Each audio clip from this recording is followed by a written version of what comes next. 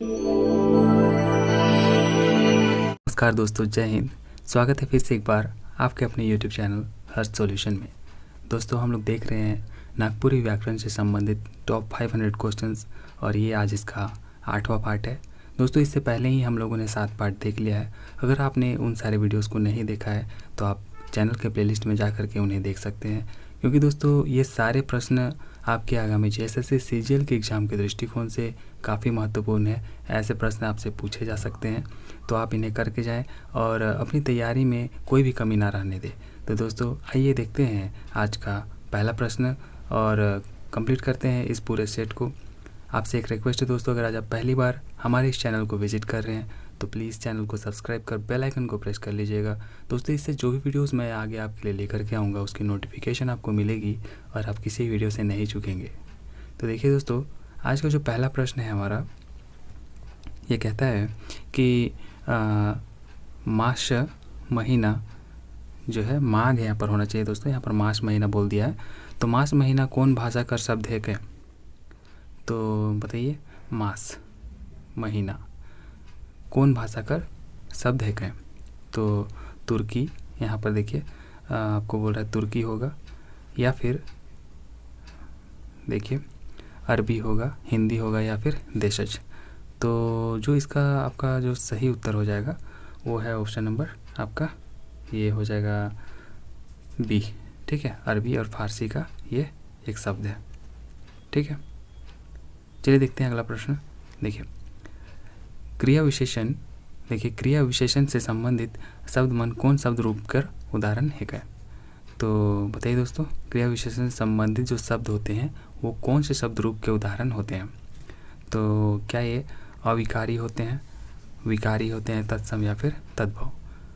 तो दोस्तों, जो क्रिया विशेषण से संबंधित शब्द होते हैं ये आपके एक अविकारी शब्द होते हैं। ठीक है, अविकारी शब्द के उदाहरण माने जाते हैं।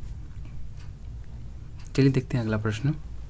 देखिए अगला है कि शब्द कसौटी रूप में हमरे कैसनो मैसनो शब्द के कौन रूप में पाविला? तो बताइए दोस्तों, कैसनो मैसनो शब्द को जो है हम लोग किस रूप में पाते हैं, है ना? तो यहाँ पर देखिए विकारी है, देशज है, अविकारी है, या फिर विदेशज है। तो जो इसका सही उत्तर है आपका ये अविकारी शब्द है। ठीक है, कैसनो मैसनो एक अविकारी शब्द है। देखिए अगला है हमारा समुचय बोधक, संबंध बोधक, विस्मयादि बोधक और निपात से संबंध शब्द उदाहरण कौन तरह कर शब्द रूप में आवेला? तत्सम, तद्भव, विकारी, या फिर अविकारी? तो ये जो है आपके अविकारी शब्द रूप में आते हैं। ठीक है, ऑप्शन नंबर डी इसका सही हो जाएगा। देखिए अगला प्रश्न है दोस्तों, मोय जून ई फोटो के बनाए हो, प्रस्तुत वाक्य में जून शब्द कौन तरह कर है के?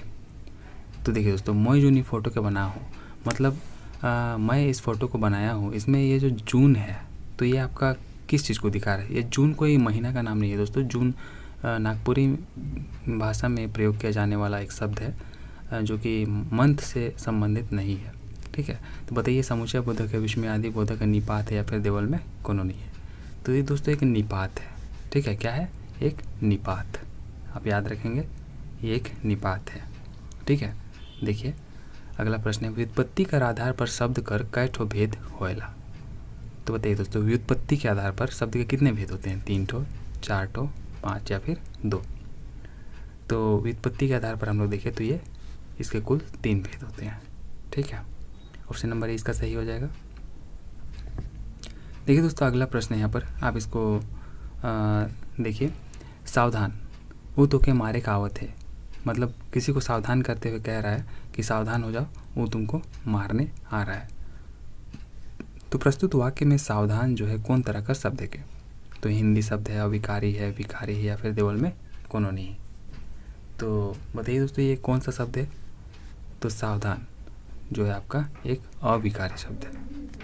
ठीक है, देखिए जो अगला है हमारा कि उत्पत्ति का आधार पर विचार करल जाए तो कलाकार कौन तरह का शब्द रूप में आवी? तो बताइए दोस्तों, कलाकार जो है किस तरीके का शब्द रूप में आएगा, क्या एक योग रूढ़ होगा, यौगिक होगा, रूढ़ी होगा या फिर देवल में कोनोनी होगा। तो जो इसका सही उत्तर है आपका एक यौगिक हो जाएगा। ठीक है, option number B will be the right answer.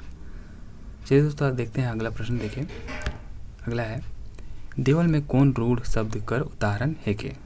रूढ़ शब्द अगर आपने पढ़ा हो तो आप इसे आसानी से बता सकते हैं। तो देखिए दोस्तों, नीलकंठ है, दूधमुहा है, जल है या फिर मतवार है। तो इसका जो सही उत्तर है आपका जल। जल जो है आपका एक कैसा शब्द है, रूढ़ शब्द का उदाहरण है। ठीक है, देखिए अगला है कि दुई शब्द मनक मेल से बनल शब्द के का कहल जाएला। तो बताइए दोस्तों, ऐसे शब्द जो दो शब्दों के मेल से बने हुए होते हैं उसे क्या कहेंगे, यौगिक, संधि, तत्सम या फिर देवल में कोनोनी। तो ऐसे शब्दों को हम लोग यौगिक कहते हैं। ठीक है, यौगिक। देखिए दोस्तों अगला प्रश्न हम लोग देखेंगे। देखिए अगला है हमारा कि जे शब्द मनक भाग कर ले उस शब्द कर कोनो माने नी निकले उसन शब्द के का कहल जाला। मतलब देखिए दोस्तों, ऐसा शब्द जिसका कि अगर हम लोग अलग अलग भाग कर देते हैं तो उसका कोई भी मायने, कोई भी अर्थ उसका नहीं निकलता है। तो ऐसे शब्दों को क्या कहेंगे हम लोग, संधि कहेंगे, समास विग्रह कहेंगे, रूढ़ शब्द कहेंगे या फिर देवल में कोनोनी। तो ऐसे शब्दों को दोस्तों हम लोग एक रूढ़ शब्द कहते हैं। ठीक है, क्या कहते हैं, रूढ़ शब्द कहते हैं। तो ऑप्शन नंबर सी इसका सही हो जाएगा। देखिए अगला है, जे शब्द मनक रूप में लिंग, वचन, काल, मनक कारण बदलाव होवेला ओके कौन तरह कर शब्द रूप कहल जाला, विकारी, अविकारी, तद्भव या फिर देवल में कोनोनी। तो जो इसका सही उत्तर है दोस्तों आपका ऑप्शन नंबर डी हो जाएगा। इसका कोई भी नहीं उत्तर हो जाएगा। ठीक है, देखिए अगला है, घर में अनित मोरा सरियाए के राखल रहे। क्या सरिया के रखा हुआ था, घर में अनित मतलब बहुत ज़्यादा मोरा सरिया के रखा हुआ था। तो प्रस्तुत वाक्य में जो मोरा है ये आपका कौन तरह का शब्द रूप है, ये आपसे पूछ रहा है। क्या ये देशज है, तत्सम है, विदेशज है या फिर तद्भव है। तो दोस्तों ये तत्सम और तद्भव तो नहीं होना चाहिए। आप देखिए देशज और विदेशज, तो विदेश से तो मोरा आया नहीं होगा मुझे जहाँ तक लग रहा है, तो ये आपका देशज ही होना चाहिए। ठीक है, तो 38 का ऑप्शन नंबर ए हो जाएगा सही उत्तर। ठीक है, ऑप्शन नंबर ए 38 का सही उत्तर है देशज। एक देशज शब्द है मोरा। ठीक है, देखिए अगला है, विकारी और अविकारी शब्द रूप कौन शब्द भेद कर उपभेद है कहें। तो बताइए दोस्तों, जो विकारी और अविकारी शब्द रूप होते हैं वो कौन शब्द भेद के उपभेद होते हैं, स्रोत कर, व्युत्पत्ति कर, प्रयोग कर या फिर देवल कोनोनी ही कर। तो ये जो होते हैं आपके प्रयोग के आधार पर होते हैं। ठीक है, ऑप्शन नंबर सी इसका सही हो जाएगा। देखिए अगला है कि संस्कृत भाषा से हिंदी में और हिंदी भाषा से जो है नागपुरी में आवल और प्रचलित शब्द रूप कौन तरह का शब्द है के। तो बताइए दोस्तों, जो संस्कृत भाषा से हिंदी में और हिंदी भाषा से नागपुरी में आवल और प्रचलित शब्द रूप जो है कौन तरह का शब्द होता है, तत्सम, देशज, तद्भव या फिर विदेशज। तो जो इसका सही उत्तर आपका ये तद्भव हो जाता है दोस्तों। मैंने बताया आपको, तत्सम ऐसे शब्द को कहते हैं जो प्योर संस्कृत के शब्द होते हैं, लेकिन संस्कृत के शब्दों से ही जो ऐसे शब्द बन जाते हैं जैसे कि सूर्य से बन गया है सूरज, तो ये आपका सूरज जो है आपका तद्भव बन जाएगा। ठीक है, तो उसी तरीके से यहाँ पर बोला गया है कि संस्कृत भाषा से हिंदी और हिंदी भाषा से नागपुरी में आवल और प्रचलित जो शब्द रूप होता है वो कौन तरह का शब्द रूप में आता है, ये आपका तद्भव में आ जाता है। ठीक है, देखिए अगला है, संज्ञा चाहे सर्वनाम कर अवजी में व्यवहार होए वाला व्याकरणिक पद के का कहल जाला। तो संज्ञा या फिर सर्वनाम के बदले तो क्या कहते हैं उसको, शब्द कहते हैं, सर्वनामिक पद, क्रिया या फिर अव्यय। तो जो इसका सही उत्तर है वो आपका सर्वनामिक पद हो जाएगा। ठीक है, क्या हो जाएगा, सर्वनामिक पद। ऑप्शन नंबर बी इसका सही हो जाएगा। देखिए अगला है, मोर कौन सर्वनाम कर का सर्वनामिक पद है के। मोर को पूछ रहा है दोस्तों कि आपका कौन सर्वनाम का सर्वनामिक पद है, पुरुषवाचक, मध्यम पुरुषवाचक, अन्य पुरुषवाचक या फिर उत्तम पुरुषवाचक। तो जो इसका सही उत्तर है आपका ऑप्शन नंबर डी हो जाएगा। ये आपका एक उत्तम पुरुषवाचक हो जाएगा सर्वनाम। ठीक है, देखिए जो अगला है हमारा, सर्वनाम कर व्यवहार से भाषा में का बदलाव आवेला।